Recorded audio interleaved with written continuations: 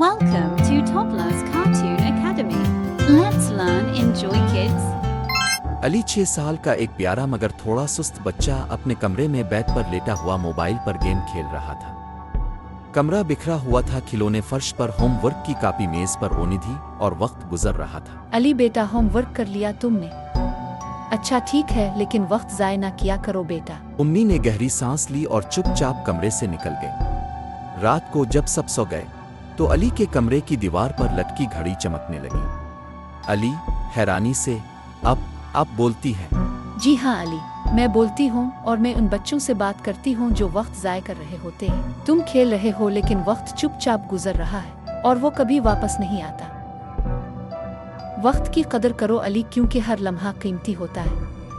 अली ने सोचा और पहली बार इसे एहसास हुआ कि वो वक्त ज़ाय कर रहा है। अली ने अपने काम का टाइम टेबल बनाया और सब वक्त पर करने लगा। अगली सुबह अली जल्दी जागा, होमवर्क मुकम्मल किया और माँ के पास आया। मामा, मैं आइंदा से अपना सारा काम वक्त पर करूँगा और आपका कहना भी मानूंगा। वाह मेरे बेटे, तुमने दिल खुश कर दिया। वक्त का ख्याल रखना बहुत अक्लमंदी की बात है। अली ने वक्त की कीमत जानी और अब वक्त पर पढ़ता, सोता और खेलता और क्लास में भी अच्छा तालिबे इल्म बन गया। और यूं अली ने सीखा कि वक्त कभी वापस नहीं आता।